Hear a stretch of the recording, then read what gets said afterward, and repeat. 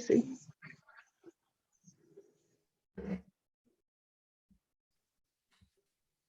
I have the lovely Vaseem Khan with me. Hiya, would you like to introduce yourself and tell us a little bit about yourself? Hi, Donna, and hi to everybody else watching. So my name's Vaseem, and I write two sets of novels, one series set in modern Mumbai in India, and one series set in 1950 in Bombay in India. And I guess we'll get into a bit more detail about those books soon. Yeah. Did you always know that you wanted to be a writer? Well, I wrote my first book when I was age 17. I was reading Terry Pratchett, and I decided that this looked really, really easy. And so I wrote my first novel, a comic fantasy, and then I sent it in to several agents. And then I had the talk with my parents, and I basically said to them that I'm not going to university. I'm going to be a rich and famous writer. And you can imagine what my parents, Asian parents to boot, thought of that cunning plan. And of course, everything went pear-shaped. I got a bunch of rejection letters back, and because there was a flaw in this amazing plan of mine, and that was that the book was absolutely rubbish, which you can imagine at the age of 17, not a lot of people can write very well. And so I did end up going to university. I became a management consultant, and then I went abroad and I lived in India for 10 years. And then when I came back, I decided that I was going to write books. A book that showcased some of those amazing memories of India that I'd had over that decade, and that book became The Unexpected Inheritance of Inspector Chopra, and that basically set the foundation for my career as a writer. And was there a catalyst for you just to sit down one day and say, okay, now this is the time, now I'm going to start writing?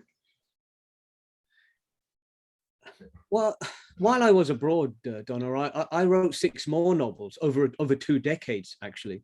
Literary novels, historical, thrillers, romance, erotica. And I just kept sending them in to agents all around the UK, and getting another batch of rejection letters. I've got so many rejection letters, I could possibly wallpaper my bedroom wall with it. But, you know, by the time that I got around to writing The Unexpected Inheritance of Inspector Chopra, I didn't expect to be published. And so what I did with that book was I wrote about the things that I cared about. I wrote about the India that I'd experienced. It was a crime novel because I love crime fiction. And then into the mix, I threw in a baby elephant. And that seemed to have done the trick. I got a 4-book deal from Hodder, one of the world's largest publishers, and we haven't looked back since. So you never know when your luck can change, I guess. Yeah. Baby elephant noted, right? Okay. That's all it takes. That's good. What made you do the 2 different series with the 2 different times? Well, I think I got to a point, having written 5 books in that first series. I should probably show your readers the cover. So this was The Unexpected Inheritance of Inspector Chopra, and so it's about a policeman who retires in his mid-40s from the Bombay police force, and then a dead body, the body of a poor boy, a local boy, arrives in the station, and he quickly realizes that his seniors in the service don't want him to investigate this boy's death, and so, like any self-respecting crime fighter, he decides to go off and solve the murder on his own. But on that last day, he also, as I've mentioned, he inherits a 1-year-old baby elephant, and so we have this very serious, straight-laced, honest man who's operating in a sea of corruption, because the Indian police service, unfortunately, has a reputation for being very inept and quite corrupt, and Chopra's not like that. And he also cares deeply about the social problems in his country, because modern India is a function of all of the things that we've heard about. You know, lots of money flowing into the country through outsourcing and shopping centers and call centers and all the rest of it. But there's also these incredible legacy issues from the Raj era and prior to that, where you've got poverty on a scale we can't imagine. You've got caste prejudice, you've got religious intolerance that keeps raising its head. And all of these things, they don't sit well with Chopra. And so in these books, what I've tried to do is to try and showcase some of that dark and the light of India, to give people an idea of what modern India is really like. And as we move through that series, each of those the 5 books in that series, they try and explore a different dynamic of this modern era of India.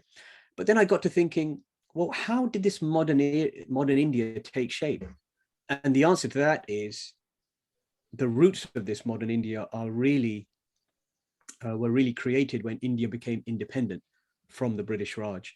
And that was back in 1947. And that's where my second series, the Malabar House series, is set in 1950, just a couple of years after independence, after Gandhi has been assassinated, and after the horrors of partition, which which I can talk a little bit more about in a bit, I guess. What's the most interesting thing you found while researching your books? Well, there's so many different things. So take the historical series. So that began with this book, so Midnight at Malabar House, and that's about India's first female police inspector. And her name is Persis, and she qualifies for the police service at a time when there are no female police inspectors in India. And so nobody wants to work with her, right? And so they shove her into Bombay's smallest police station, Malabar House, where all the rejects and the misfits are sent. And then then a murder happens, the murder of a senior English diplomat living in Bombay, and it falls into her lap. And so we follow her as she tries to solve the murder. And one of the things that I discovered was that tens of thousands of foreigners were still in India after Indian independence. No, I didn't know that. You know, I had never been to India until the age of 23 when I got the chance to go there to work. But my parents were from the subcontinent. And I had just thought, like many people, that in 1947, all the Brits and all the other foreigners left. But that couldn't be further from the truth. And that's because thousands and tens of thousands of them stayed in the country, either because they'd been born there and raised there and they didn't want to go back to cold, wet, miserable England. They were used to a standard of life with servants and the rest of it that they didn't want to give up. Or many of them were asked to stay on, because after 300 years of the East India Company and the Raj, the Indians had finally been able to take over the administrative reins of their own country. But they had no experience because the Brits had kept them out of running the country. And so they needed the expertise of some of these Brits to stay around and to help them to take over and to run the country and to decide what kind of democracy India was going to be. Because in 1947, India became the world's largest democracy with 300 million Indians. So that was an intriguing fact, the fact that there were still so many foreigners. And that's why in that series, you see so many white people getting murdered. If you were to be picked up and transported as a character into any of your books, which would you choose? Well, you know what? I get a lot of questions about my first series, and a lot of those questions are focused on the baby elephant that ends up in that series. So that series did incredibly well. The Unexpected Inheritance of Inspector Chopra was a Times bestseller. It's been translated into 16 countries, and therefore I get mail from all those countries, because after 5 books, we had an established base of fans around the world. And so a lot of them were a bit miffed that I decided that I wanted to write historical fiction. And I keep getting lots and lots of emails about, you know, when's the next episode coming? But also I get very threatening messages about that baby elephant, because people want to make sure that nothing bad is ever going to happen to it. They don't care if the lead character Chopra gets hurt. Nobody wants anything.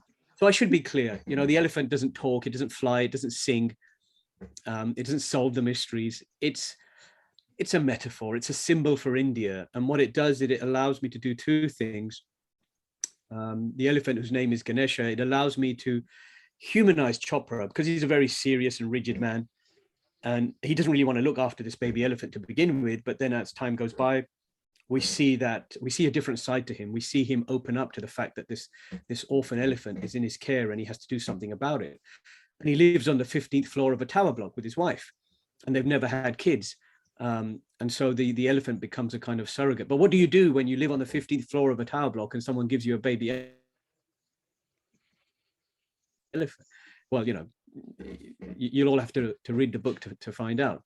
But it also allows me to add a gentle note of humor throughout the series, because we're exploring dark topics. There's murders, and there's the darkness of certain parts of India, such as the slums, for instance, which I explore in that first book. And unless you've been to India, you can't imagine what it's like to go into one of these slums where families are living 6 or 7 to a single room dwelling.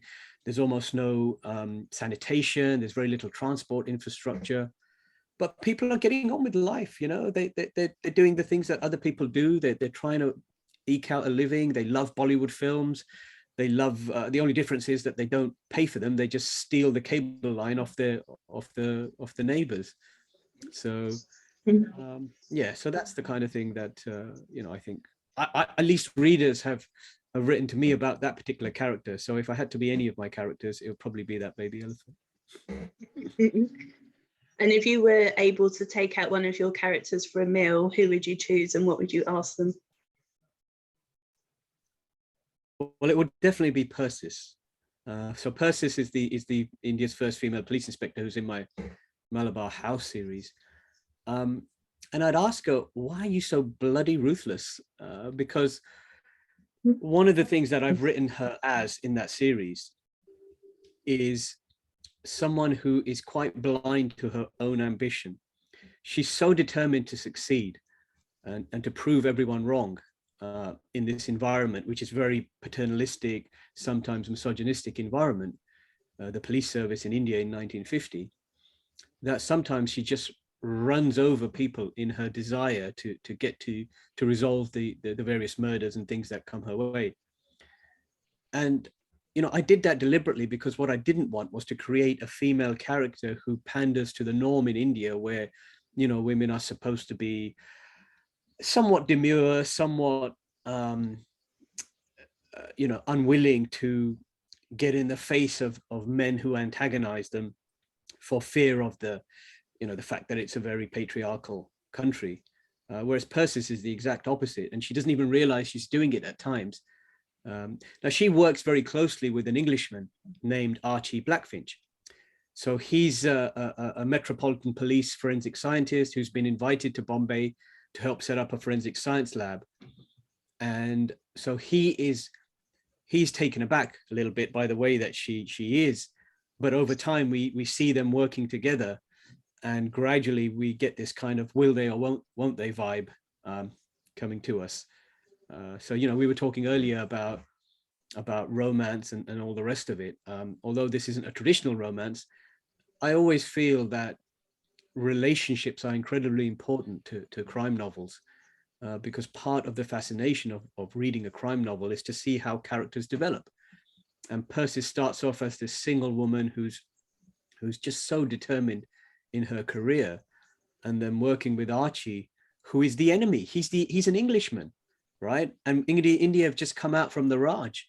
How can she possibly be attracted to him? And vice versa.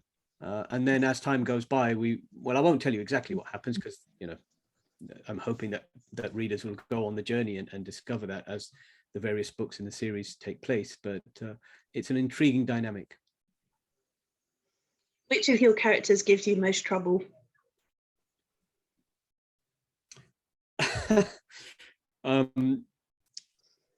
of my characters gives me most trouble? I love writing these characters, and the reason I love writing them is not just because I lived in India and I have an affinity for this material and the people, but because so many readers write to me and say that the warmth of these characters, even Persis, even a cold fish like Persis, the warmth of her, because she lives above a bookshop, her father's bookshop. Now he's in a wheelchair, and he's the most antagonizing human being you can imagine.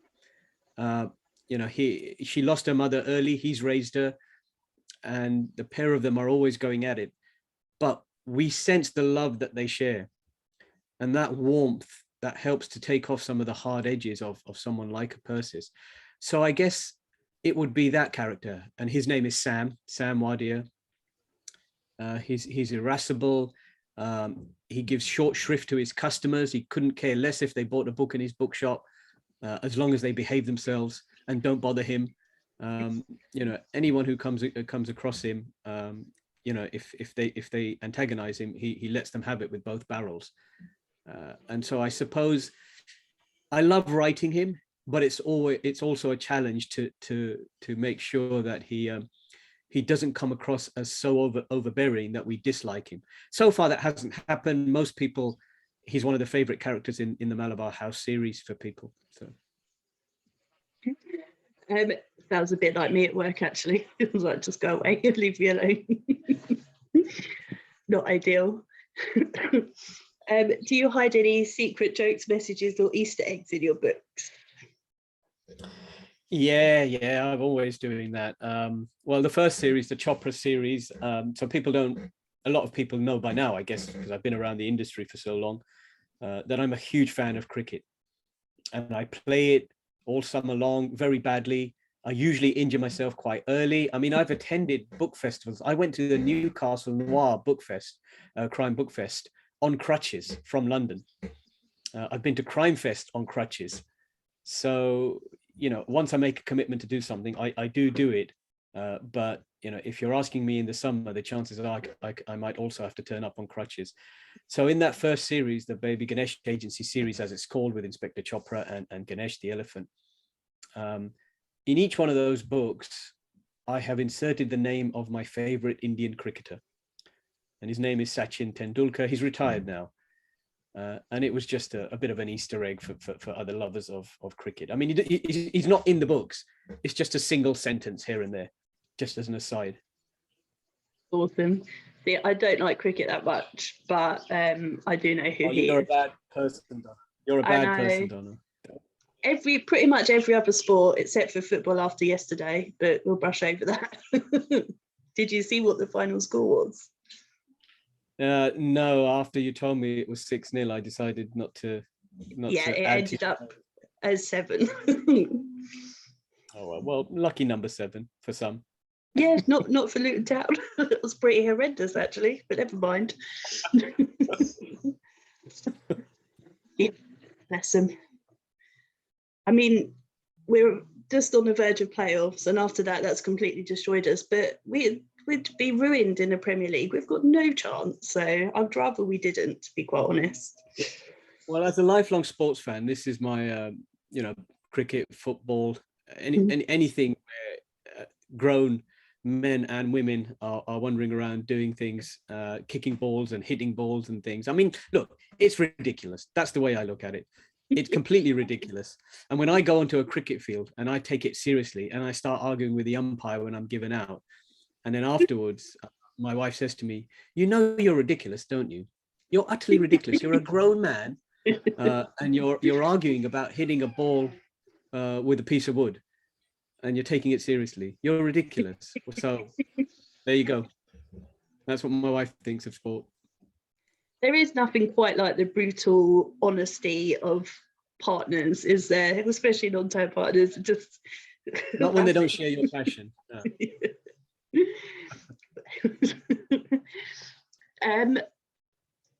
Okay, so you write crime novels. You must have killed off your characters in lots of horrible ways. But if you were to be a fictional killer, how would you kill your victims?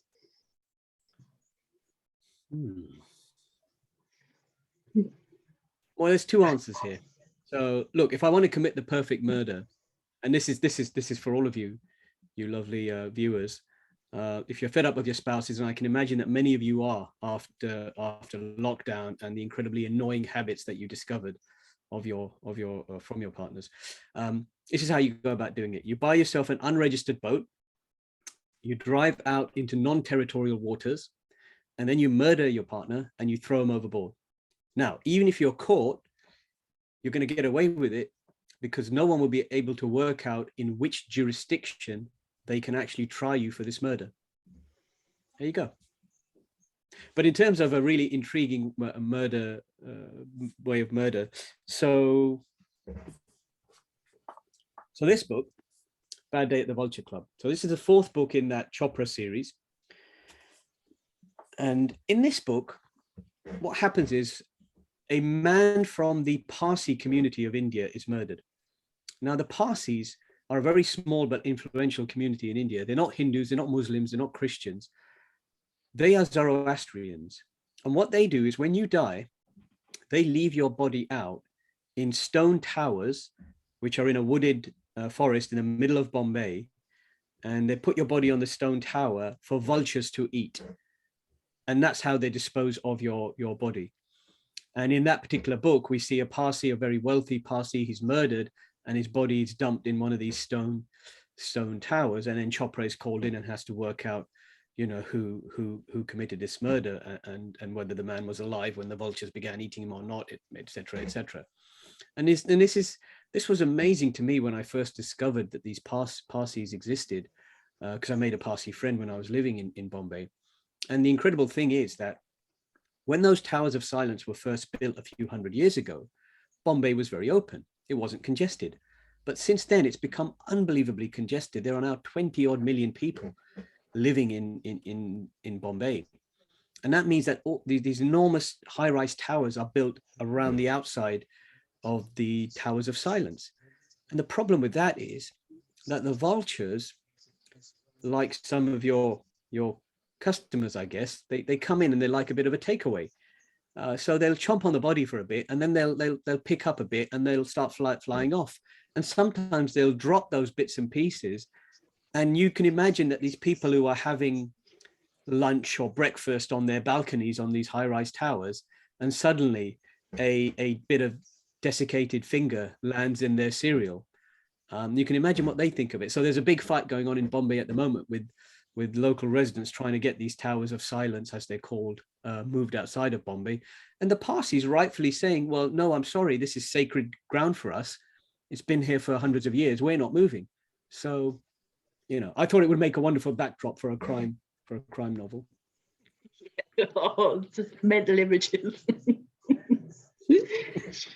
Okay, so if you were fictionally murdered, who would you want to solve your case? Who would I want? Oh gosh, I'd want a pairing. I'd want a combination of Poirot, because he is my favorite Agatha Christie creation, my favorite Golden Age era detective. And my books are often, the National Reviewers not compare them to, they either compare that first series to Alexander McCall Smith's #1 Ladies Detective Agency series, which I adore. So, but my books, I guess, are a little bit darker. Or my historical series is always compared to Agatha Christie's. And this year, in fact, I've been invited to speak at the International Agatha Christie Festival in Torquay later this year as their keynote speaker. So that's really lovely, really lovely, just because of the fact that I adore Agatha Christie and I adore that whole golden era sensibility.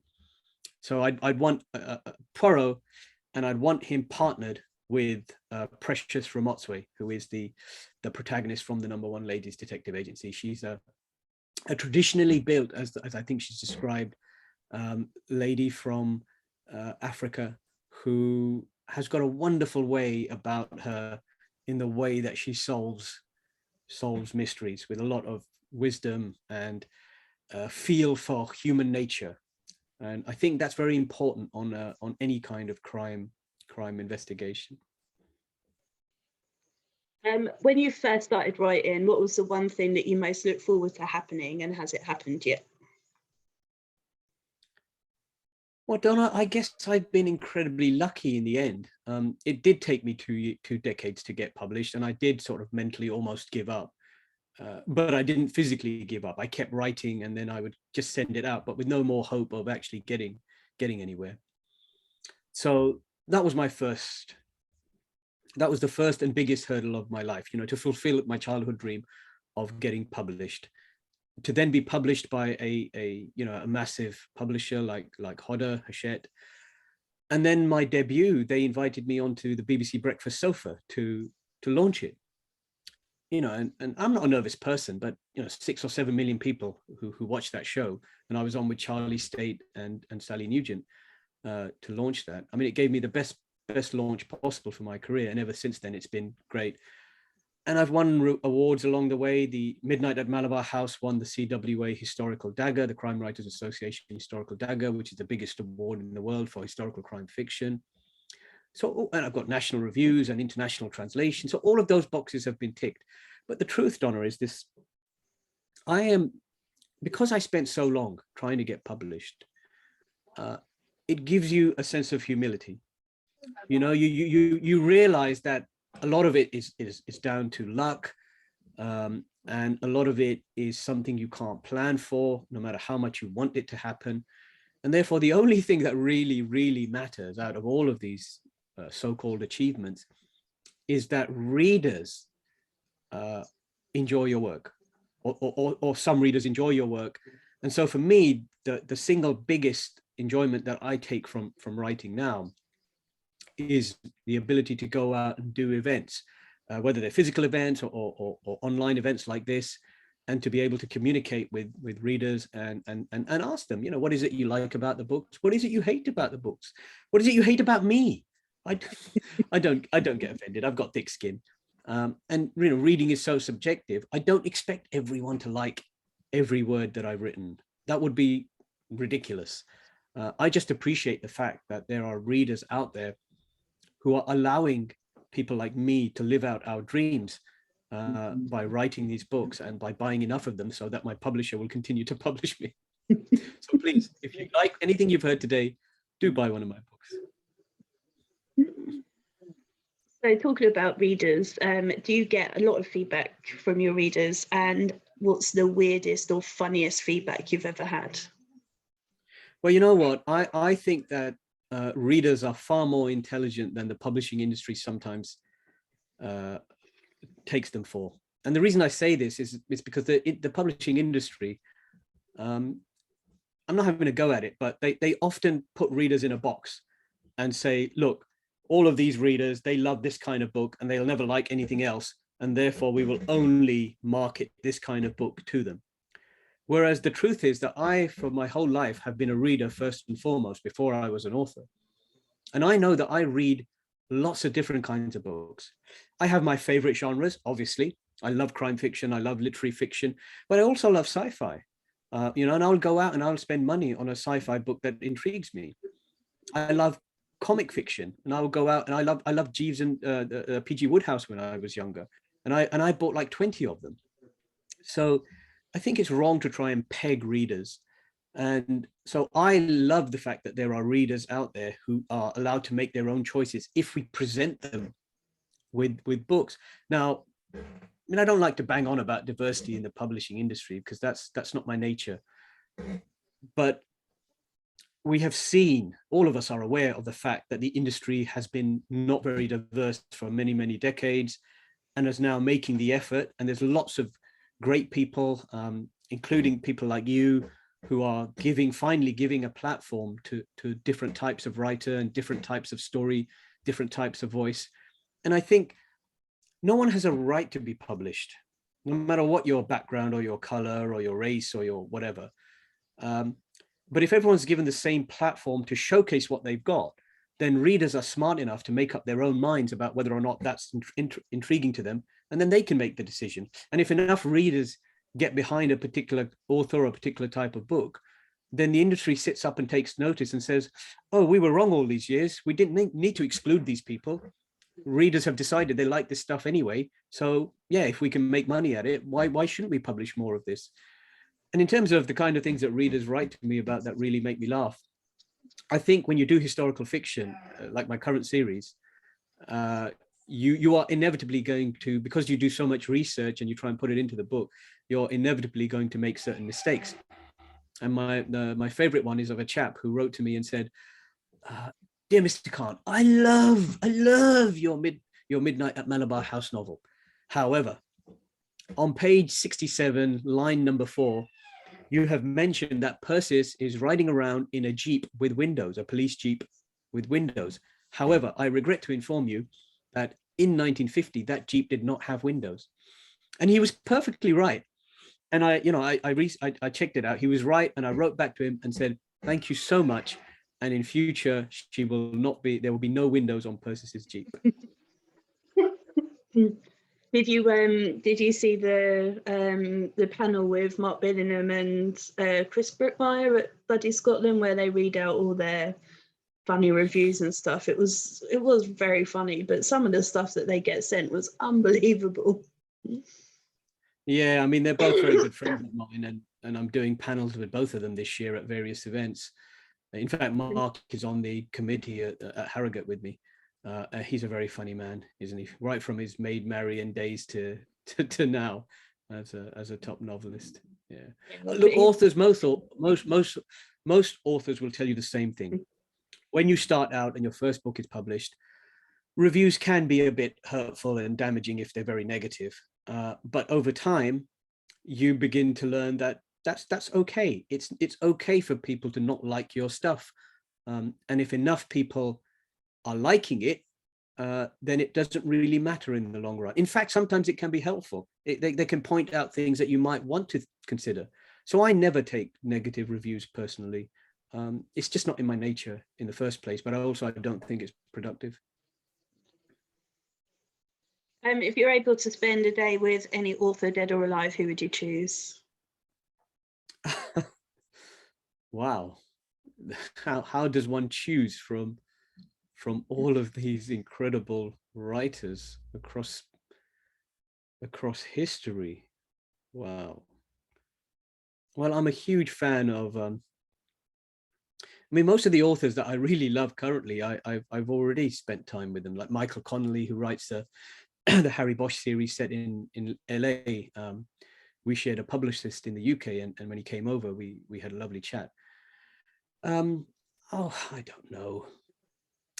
I suppose I might want to go back and spend some time with good old Will Shakespeare, just so I can solve the mystery of as to whether or not he actually wrote all of these things, because we have that controversy over whether or not good old Willie actually wrote every single thing in the Shakespeare canon or not. I'd like to believe that he did, because I like to believe in Shakespeare's genius.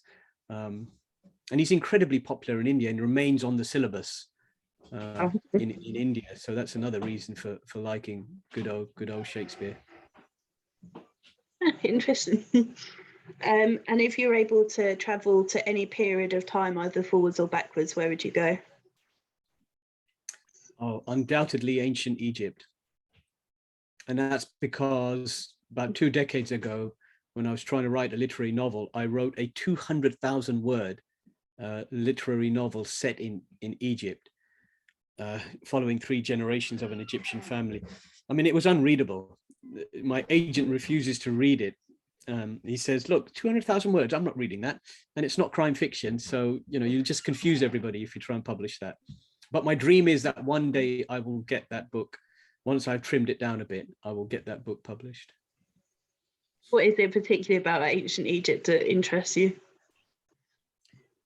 Well, it's one of the oldest civilizations. I mean, civilization as we know it is constantly evolving, right? But it's amazing to me how different groups of human beings, whether in Egypt or Mesopotamia or Babylon or India. India has a very old ancient civilization called the Indus Valley civilization. How they managed to get together as a society to create rules and regulations and structures to help create these amazing civilizations that, if we're honest, without those forebears for the societies that we have today, we'd still be stumbling around, in forests and eating berries and all the rest of it. So we're not by any means civilized. Human beings, we might like to believe that we're civilized, but when you look at the kind of atrocities and things that happen and are happening right now, we don't have to go very far right now, do we, to see some of the kind of atrocities that are happening in Europe. We are not yet civilized. A truly civilized human society won't have any of the kind of angst that we associate with with modern life, with lack of economic scarcity and politics and jingoism and racism and all the rest of the isms and war and famine and all the rest of it. So we are thousands of years away from achieving that. But each and every day we make progress. And that's why today is better than yesterday. I know everybody won't agree with that, but I firmly believe that today is always better than yesterday, even if by a tiny, tiny degree. Who was your first celebrity crush?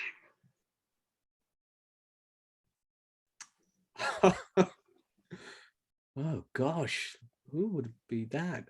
Probably, well, I was a teenager, so I guess I was watching a lot of Home and Away and Neighbours. So maybe, who was that one woman in Neighbours who was the sort of mousy librarian type? Yeah. Oh God, what was her name? Jane, I think her name was. Jane somebody or other. Because I never really liked Kylie Minogue, but I kind of like that Jane. Mm. And then she flowered into a bit more glamorous. She became more glamorous. She basically just took off her glasses and became super glamorous, like Superman. I think, funnily enough, when I interviewed Will Dean's answer was Kylie. So that's quite interesting. Oh, right. I'll have to take that up with him then. But he doesn't like her now. I mean, I think she's quite a hot woman, but he's like, no, not interested now, does nothing for me.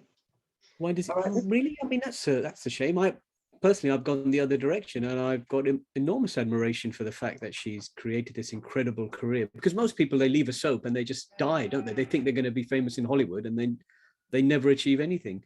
Whereas she's created this incredible career, and I think that's amazing that she's dedicated her life to doing that and become really so successful at it. I think she's great. Yeah, I agree. But yeah, some people, I don't know. Yeah. Where's the strangest or funniest place you've ever woken up? On a beach in Goa. So when I was living in India, Goa was party central. And, I'd go down there quite regularly with my friends, and you never knew where you were going to wake up at some point. I think I've got a picture of me laid out on a beach bar on the sand in Goa at some point.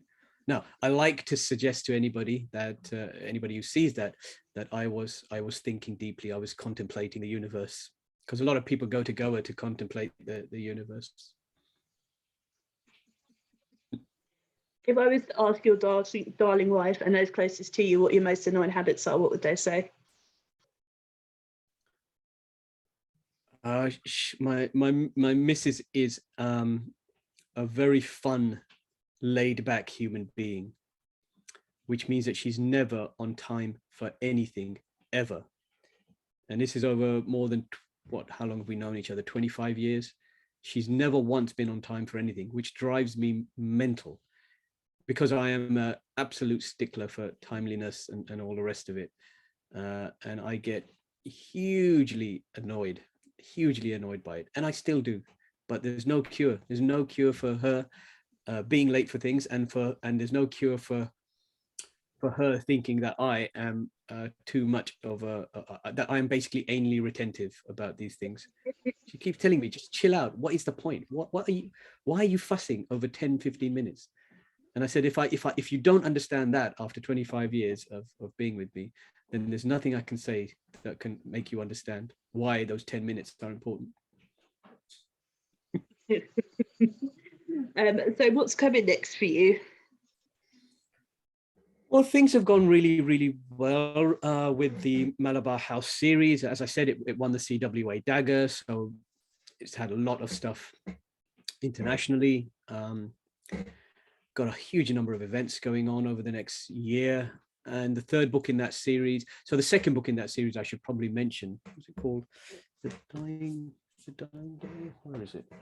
Yeah, it's this one. It's just come out in paperback, which might be of interest. So this is a hardback, but it's just come out in paperback. It's called The Dying Day, and that's literally just come out in paperback, as I said. So that's about the theft of one of India's great historical treasures, a 600-year-old copy of Dante's The Divine Comedy, which is a real artifact in India, and it's been stored for 200 years in a place called Bombay's Asiatic Society. And what happens in this book, The Dying Day, is that that manuscript goes missing.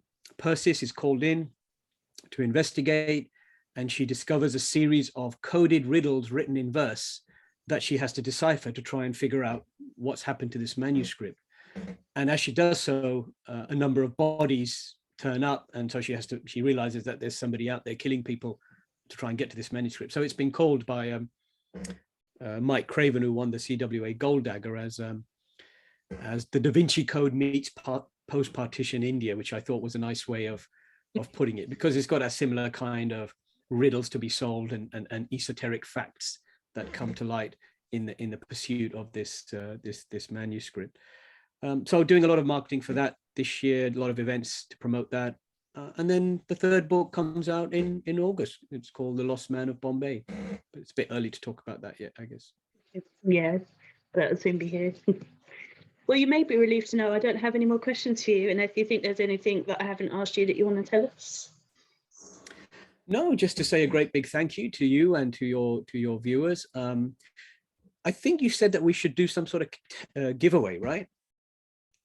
Yeah. Okay, so why don't we how do you normally run these giveaways?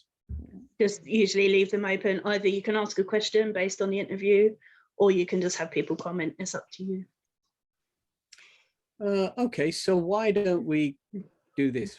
I won't ask a question, or what I'll do is I'll ask people to comment and tell me about their most intriguing experience of India, or anything that they've learned of India that they found very intriguing.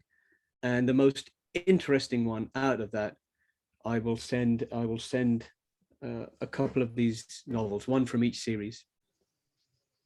Brilliant. Well, thank you very much. And is that normal? Is that what you normally do with your giveaways, or are they more extensive absolutely. or less? Yeah. No, okay. no, that's great. I can't wait to see what everyone says as well. And if everyone does want to go buy them, or they want to find out more about you, how can they do that?